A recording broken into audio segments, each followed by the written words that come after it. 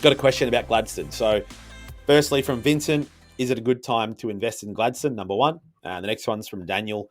How's Gladstone region and West Gladstone going growth-wise? I noticed there are still a lot of properties under offer, but more are selling for around the asking price or prop track estimated value versus a few months ago where they were selling higher. Is this still a hot market but slowing down a little, or is it just a normal fluctuation? And I got a question from Ian P here. So I've got an SMSF, I should say, property in Gladstone, which, as you'd know, means I can't tap into the equity unless I sell.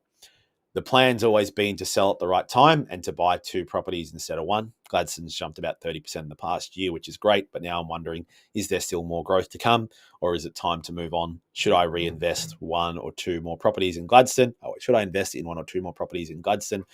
Take a mix and match approach, or look at other areas completely? Would love to hear your thoughts. So I'll go back a question here.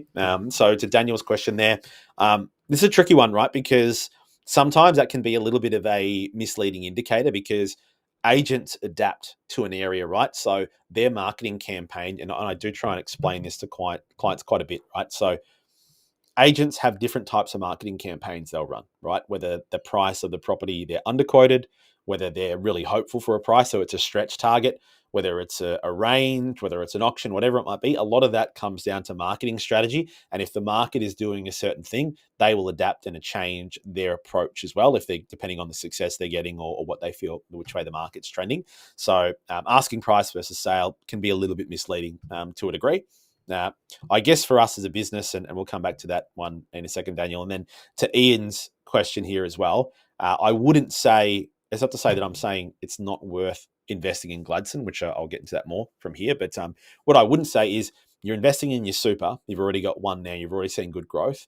That doesn't mean to double down. Like diversity, whether it's more into property, more into shares, whatever it might be, diversity is key. So if I was all in on one area, I think that I would never, even if I was, let's use Latrobe, which we know we've purchased pretty heavily in the past 12 months. If someone came to me and said they wanted to buy 3 properties, no matter how bullish I am on Latrobe, I would not really guide them to buy more than 1 property in Latrobe because I'm very big on diversity. Unless you've got properties all across Australia and then maybe you're hell-bent on buying more, I think diversity is important.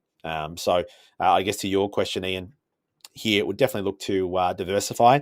And, for now, again, it's hard to answer this one because it depends on your age. Are you close to preservation age? Because if you are, then it might just be worth holding on to this one till we get there. We don't pay any capital gains tax. Ultimately, you'll only pay 10% once we include the capital gains tax on a property when you sell it through super.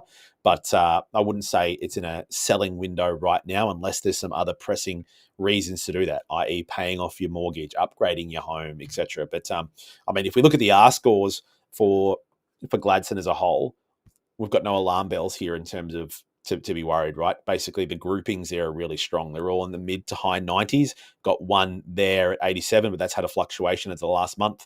Keeping in mind some of these suburbs aren't huge, so some things can move that variance quite a bit.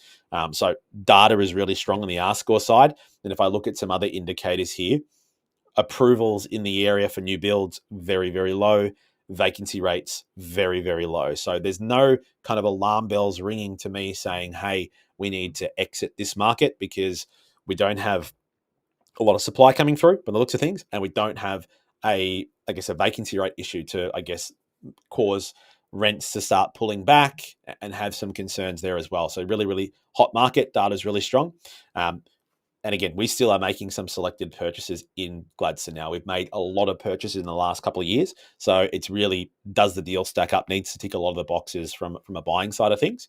But there's no reason to be ringing the alarm bells saying it's time to get out of Gladstone. And I guess the same could be said about Perth because I do get asked questions about that Perth side of things as well. As you probably saw from the previous slide, still a few select purchases happening in the WA market where the deal stacks up. It's just hard for the deals to stack up in some of these markets because potentially the vendors are asking for too much and it doesn't really pass all our checks that we go through on that side of things. But for the 3-pip gents that flicked the question regarding Gladstone, thanks so much for flicking that one through.